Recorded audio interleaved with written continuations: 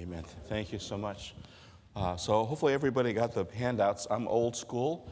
If you're a note taker, you can take notes. If not, you can just listen and use that paper later to start a fire or whatever might work.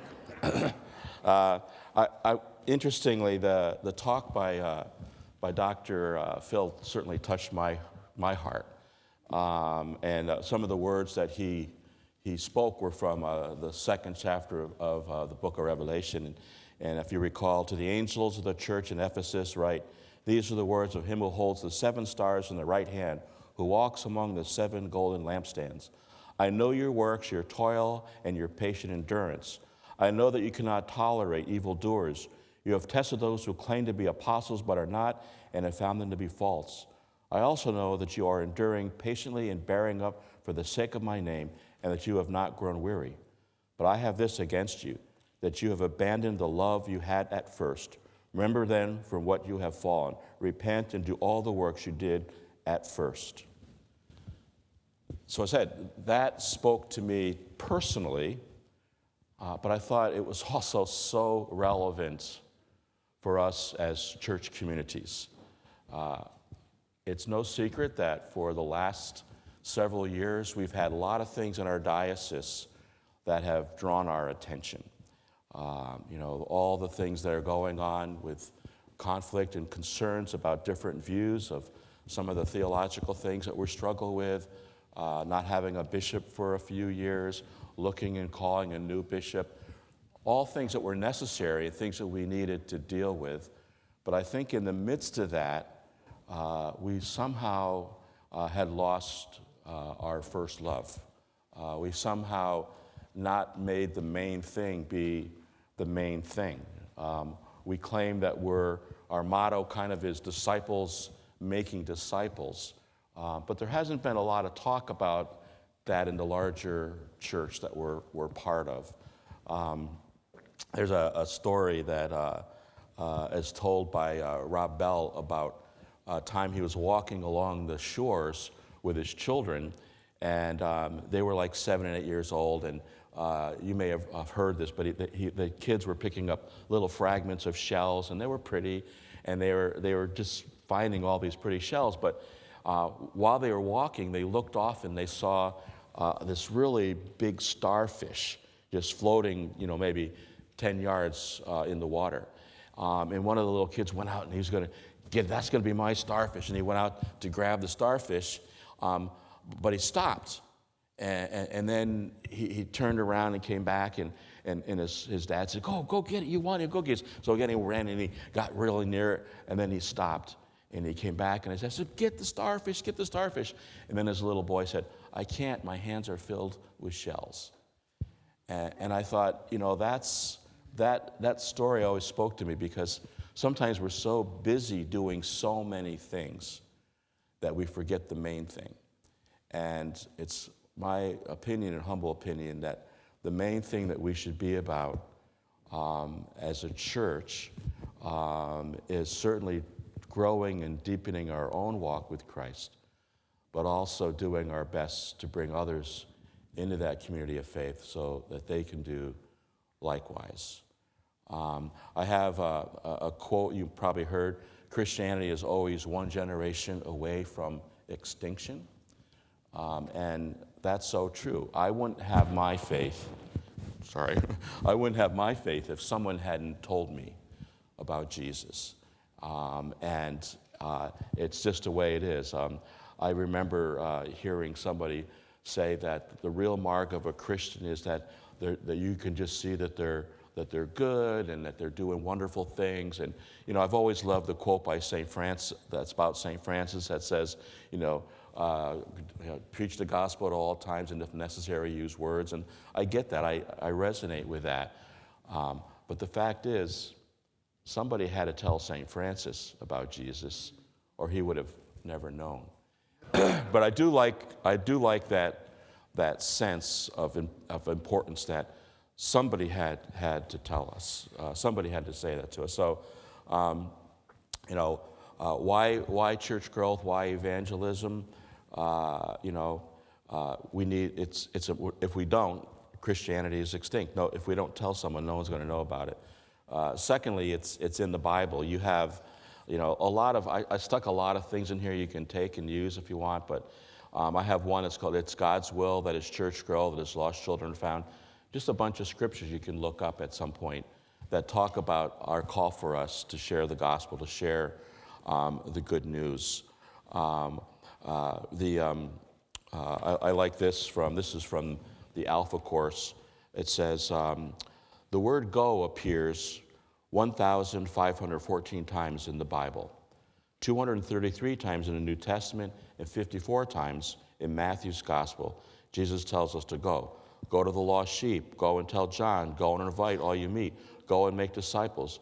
Indeed, the very last recorded words of Jesus in Matthew's Gospel is, all authority in heaven and earth have been given to me. Therefore, go and make disciples of all nations, baptizing them in the name of the Father, and of the Son, and of the Holy Spirit, and teaching them to obey everything I have commanded you. And surely I am with you always to the very end of the age. And so another reason that it's important that we share the gospel and the church, and we are concerned about church growth and evangelism, is because it's in the Bible. We should want to share good news. How many of us have had a child or the birth of a new child? The automatic thing we want to do is to tell everybody all about it. Or how sad would it be if you're stuck in the desert and there's a really need for water, and there's an oasis where there's water, and no one tells anybody? In the same sense, we're called to share the good news. Another reason is it's in the prayer book. I always find it interesting that our prayer book has its mission statement on page 855. I would think that the mission statement might be a little closer to the front, but if you look in the catechism, page 855, it says, what is the mission of the church? And it says, the mission of the church is to restore all people to unity with God and each other in Christ. And then it goes on from there. How does the church pursue its mission and those things? So another reason why church growth and evangelism, it's in the prayer book. I already mentioned it's our diocesan motto, disciples making disciples. And probably one of the most important reasons, I think the best reason is out of our deep love and passion for people who don't know Christ. We want them to know. One of the classic chapters in the scriptures is Luke 15, where Jesus has been, talking to those that have been, the tax collectors, the prostitutes, the lost, the disenfranchised, and he's being criticized by the religious leaders, asking why he's hanging out with riffraff. And he tells them a series of 3 parables, and you know them. The first one is the parable of the lost sheep. The second one is the parable of the lost coin. And the third one is the parable of the lost son. And in each one, I think Jesus is making a point. With the lost sheep, remember, he leaves the 99 to find the one. And he says, our desire to find people so they can know Christ should be 100%. That we're not satisfied until we find 100%. The one with the lost coin, that a lost person warrants an all-out attempt, an all-out search. And then the third parable reminds us of God's deep, unconditional love for everyone. I love this statement. It says, we never lock eyes with someone who does not matter to God. We never lock eyes with someone who does not matter to God. So again, why church growth? Why evangelism? It's in the scriptures. It's the mission of our church.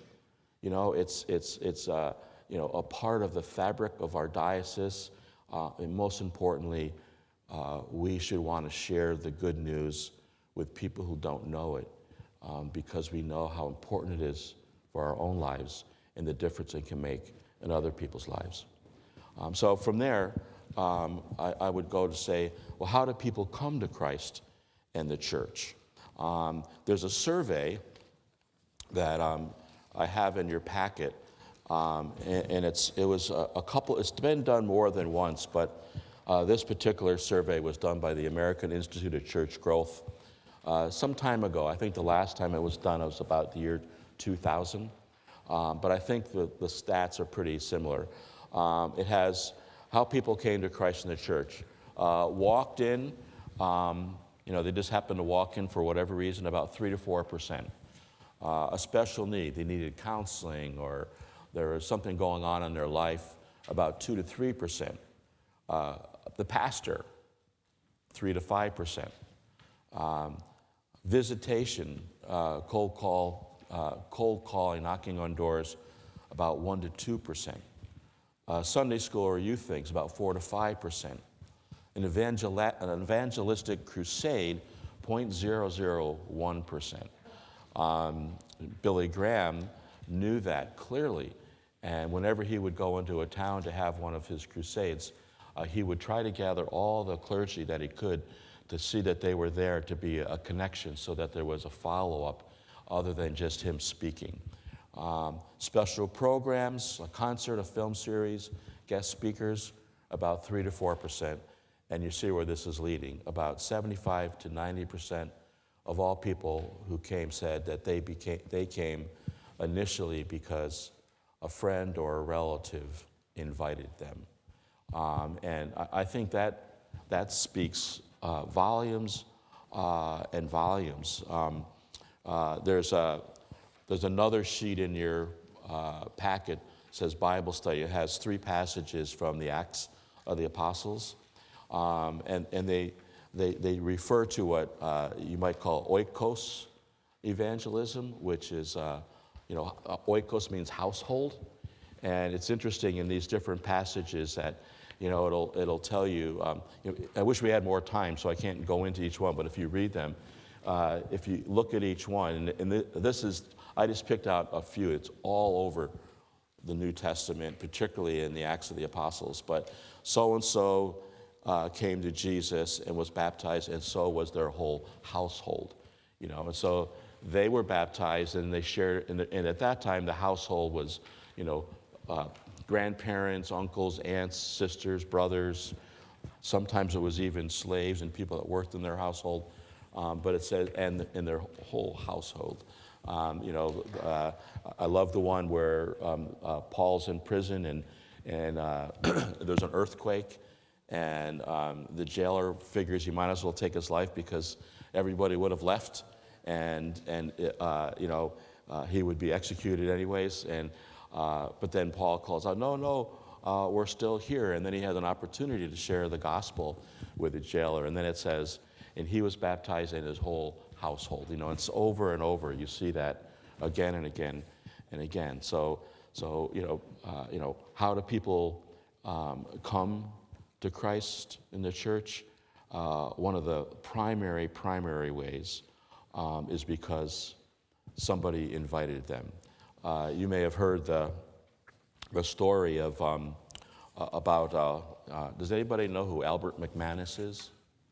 So, Albert McManus, about the year 1934, Albert had a real passion for Christ, and he would try to go to places where he could hear people talking about Jesus and about their relationship with God, and he just wanted to soak up all that he could, and so he heard there was going to be a speaker at a tent revival at the town nearby, and he wanted his friends to come to hear.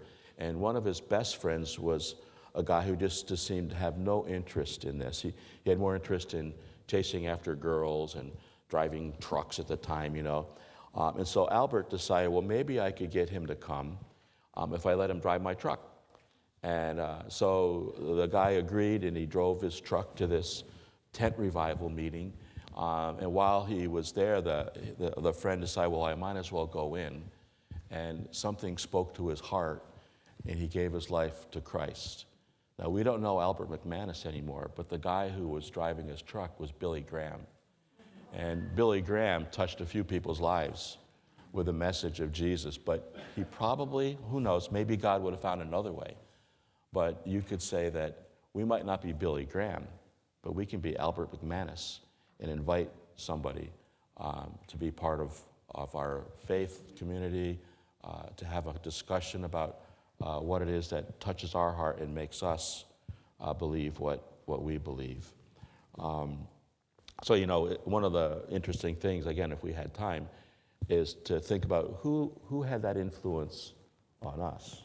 You know, how did we end up being a follower of Jesus? And, you know, I assume that all of us here are a follower of Jesus. And sometimes it might have been several people and several places in our life where somebody invited us into a deeper walk with him.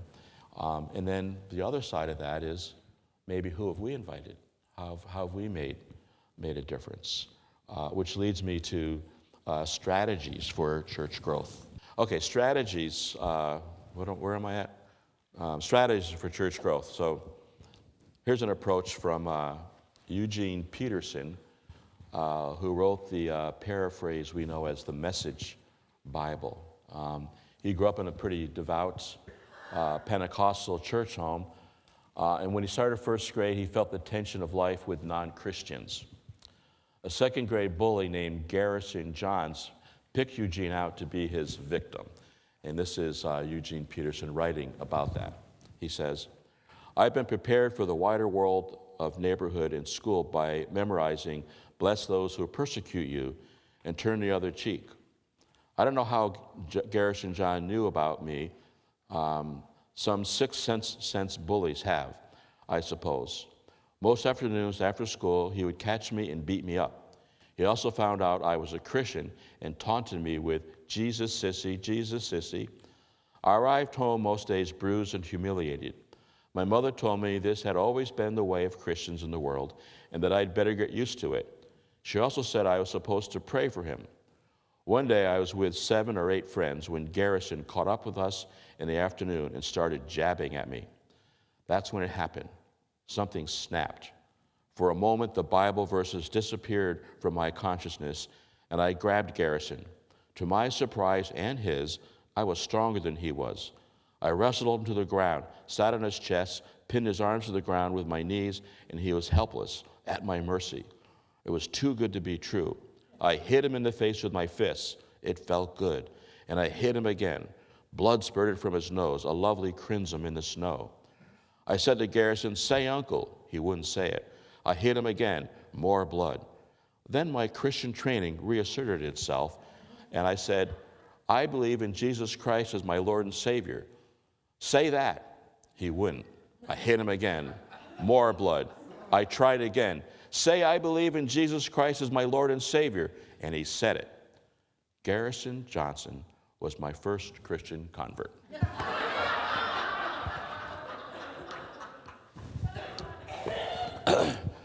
So there you have it.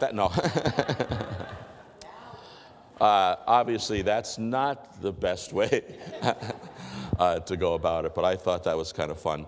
But I do think one of the strategies that I would put forward as being the most effective goes along with that survey.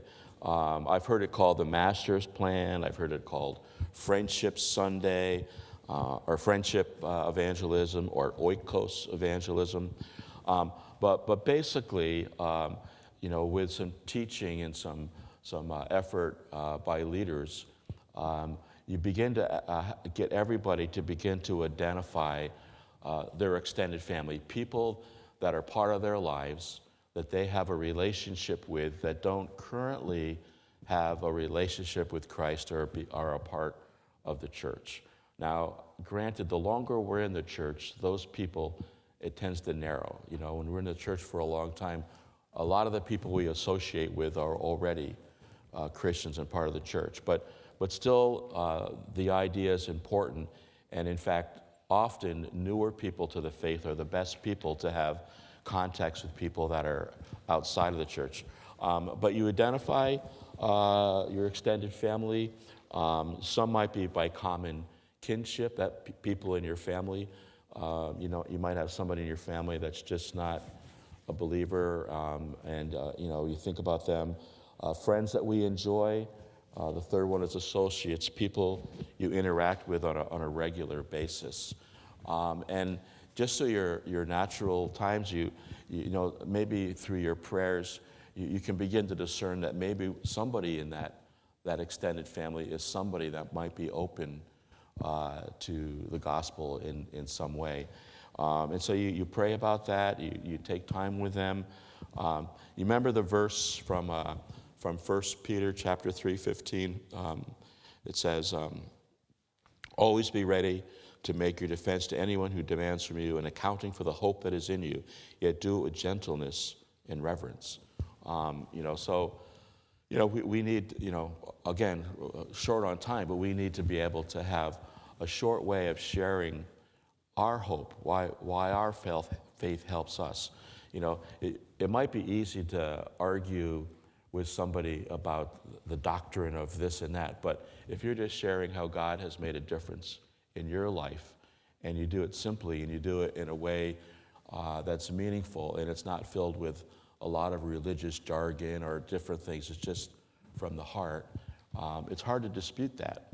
And so, with these people, the master plan, friendship evangelism is you're trying to build an opportunity with people because you love them. It's not out of trying to get them, capture them. It's not like getting, numbers or something, but it's a matter of you love these people, you care about them, and so it would be an obvious thing for you to also try to build with those relationships, to invite them to come to church, invite them to a discussion, invite them to other activities and things that are going on.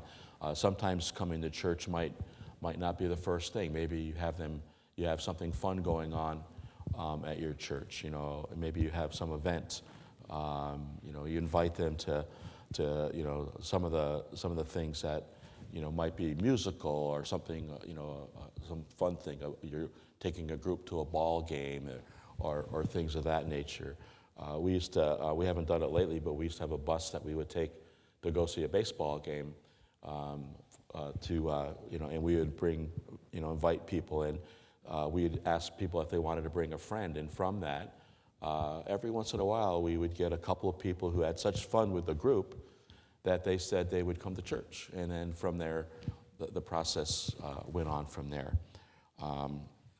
So that's certainly a way.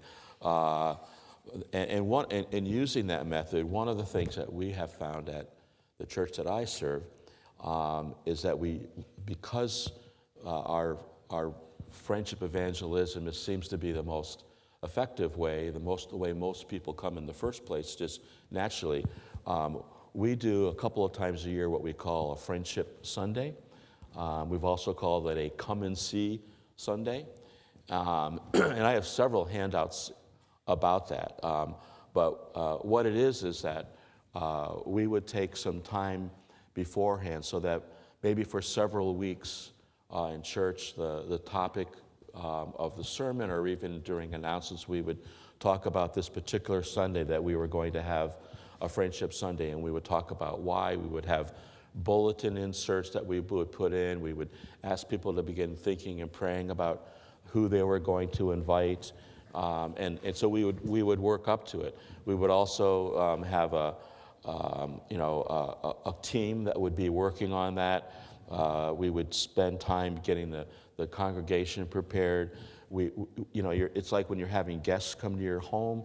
We would want to make sure that our house was in order. That sometimes when you're at a place, you just ignore things. You maybe ignore the clutter that's over in an area because you've seen it and you don't even think about it. But with fresh eyes, you want to make sure that things look good. Some of you may know Father Bill Cooper. He was the priest at the Church of the Messiah in Glens Falls, and he did a thing like a Friendship Sunday there once, but he asked some people from the diocese that he knew to come and to evaluate, and they came, and one of the things they said was that they noticed that there were light bulbs that were out, that the bathroom was dirty, and he said he was all focused on the sermon and on the music and on those things. And so you want to make sure your facility is right. In fact, in other surveys, people say that, if you say, what's the most important rooms that everybody looks at when they come to visit a church, and everyone thinks, well, it's the sanctuary. But it turns out that a lot of people would often discern if they were coming back by the state of particularly the women's room and then the nursery. And so things that we might not think about. But so when you're having a Friendship Sunday, you begin to think about what are the things we want to make sure are right. How do we do it? And then you get all prepared, and then you have on that particular Sunday, you want to make sure that you have greeters in place, that you have you're going to maybe have a nice coffee hour, that the service is user friendly. One of the handouts I gave to you is an example. In fact, we're having a Friendship Sunday this Sunday, and we have a screen now that we use in the church for our worship.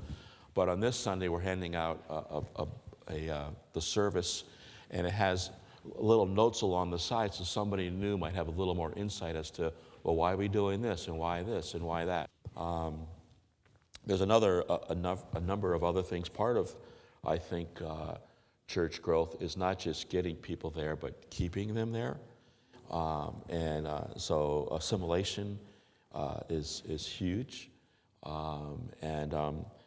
So some of the things that are important for that is to find ways to get people to be involved in different things that you might have going on at your church, whether it's simply getting them to be involved as lectors or getting them involved in an altar guild or some Bible study or some other things that you have. Small groups have a million benefits, and I do have a sheet there that also says what are some of the benefits of small groups. One of the things that I do that is probably one of my favorite things that I do, and I would love sometime to just offer a whole workshop on this, but it's what I call lamely a newcomer's class. And it's one of those things that we offer about 2 or 3 times a year. Obviously, you have to have new people that have come to offer it. When I served a church that was smaller, we did it once a year. And sometimes I only had 3 or 4, 5 people in it. But for me, it's a 6-week course. And it kind of goes over certainly some of the basics of our Christian faith, but it's also more of a way for them to get a sense as to who we are, both as the church that they're part of, but also our larger Episcopal church. I would tell people who take the class, it's like dating. I remember this story about a priest friend of mine who said that he had a couple that had come to his church for a long, long time. The man was an active member, but she came, but she never became a member of the church. And so they were doing something, and they were in the church, and they were cleaning or something, and he had said something about becoming a member, or asking why she hadn't become a member. And she said, well, I don't know what I'd be getting into. And he kind of laughed and said, you've been coming here for 20 years, you know what you'd be getting into. He said, there must be something behind that. And so she told him her story, and she said, when I was a teenager, my family didn't go to church. I always wanted to go. All my friends went to church, but we didn't go. They weren't hostile against church, they just didn't go. But one day, one of my friends invited me for an overnight at their house on a Saturday night, and I went with them to church that next morning, and it was so nice to be going to church, and I loved it, and they had this, a thing, and she said, I just was so excited to be there, and she said that at one point they had a place in the service where they said, whoever wanted to accept Jesus and become part of the church, come forward, and she went forward, and she did that, and she went home and told her parents, and she said, I joined a church, I'm so excited. And so the next Sunday, she got up early, and she went to the church, and her parents dropped her off, and they had Sunday school first. She was the first one in the Sunday school classroom, and she was sitting there all excited, and the Sunday school teacher came in and looked at her, and she said, "What are you doing wearing makeup?" And she said, "Well, I always wear makeup." And she said, "Well, you can't be a member of this church and wear makeup." And so she then went on to say, she said she understands that, a church can have its rules, but they need to give them up front, not after. And so she shared that was her reason. So I see this class as kind of going over who we are, what we believe, where we came from. And that's why I say it's like dating. Somebody might come to your church and say, "I like this place, I want to come." But it's not time for them to get married to you. They need a little dating time. And so it's in that class, and then there's so many benefits to that. Assimilation, getting to meet other people. Now they go to church, there's other people they know in church. I try to match them up with people from our church so that when they're finished, they have a companion, someone that they sponsors them and works with. And then it's probably not canonically right, but we welcome the new people when they want to, but we say they can't vote in our annual meeting or run on vestry unless they've gone through the newcomers class. And no one's brought me to jail on that, so please, if you're one of those people, I'm sorry. But what I have found is that people that go through that class become much more actively involved in the life of the church.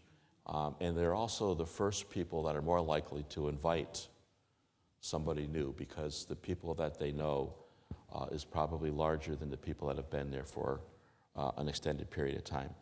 The other thing that we've done, and then there's a sheet in here that says 8 characteristics every new member should have by the conclusion of the new members class. There's a little confusion between the newcomers and the new members class. For us, we call it a newcomers class, but if they've gone through that, then they meet and they decide, what's next for them. And what next for them, one of those options might be they've never been baptized, or they've never been confirmed, or they would like to become a member. So then there's other paths that they can take for that. But the other thing that we do that has really been a blessing for us is the Alpha course. And we've done the Alpha course. John was a member of our church before he abandoned us, but we probably did the Alpha course now probably about 20 times or more. And the Alpha course is specifically designed to invite somebody to come to learn more about who Jesus is. I mean, that's the Alpha course, Questions of Life. So again, another program that has really helped us with our own church growth. When our church is in a pretty good place right now, but after COVID, we lost a lot of people, and it's taken a while for us to kind of slowly come back, and we're not back where we were before COVID, but we're getting closer, and we've re-implemented all these things that we had kind of gotten away from after COVID, and they have in fact blessed us and brought people with us. Some other things that we have done is we have, and again, it's sometimes it's hard, but we have a strong children's ministry, and one of the first things that we decided that we would invest in is to have a good nursery. There's nothing more frustrating for a young family to come to church and there's no way for them to have their children or child cared for. And then we try to get kids involved with the acolytes, and we try to do a youth Sunday, once or twice a year. We certainly have had at times kids come and sing and be part of a children's choir. Probably the thing that has been the biggest blessing for us is we do a vacation Bible school program every summer, and we purposely, it sounds like we're anti-ecumenical, but we purposely don't join with any other church. We do our own vacation Bible school, and we open it up to the whole community, and it's through that we've often got families that will come and bring their kids to the program. And then we have our final thing on the Sunday after. We invite families and have like a picnic and a celebration. And every year we've done that, we've gotten new people to come to our church. And so that's, having a church. And depending on your size, some of these things you have to kind of fine tune. How can we do this or how can we do that? Those are some things that we found effective. In terms of assimilation, there's some ratios that I've seen that this says for every 100 people you have, you should have at least 7 small groups. For every time that a person comes that, within a month or two, they need to have 6 other friends or people that they know, like a 1-to-6 ratio. And that those are the things that, for the thing that follows it says close the back door, is that if people are involved, they're less likely to leave. But we do need to keep an eye on people that haven't been there. And the stats show that if they're gone a week, maybe not a big deal. But if they're gone 2 weeks and nobody checks on them, and then they happen to miss a 3rd week and no one checks on them, maybe the first week they were sick, the second week maybe they went away. But then by then, if no one has followed up on them, they feel like nobody cares, and so then they say forget it, and then they don't come back. So close the back door, follow up with people that aren't there is very important. And I certainly do that as a pastor, but it's even more effective if there's lay people in the church who see that as an important ministry. One of the things that we've tried and has worked on and off depending on the strength of the people is we have our vestry, we have shepherding groups, and the people on our vestry are assigned different people in the parish, and we try to assign them to people that they have something in common with.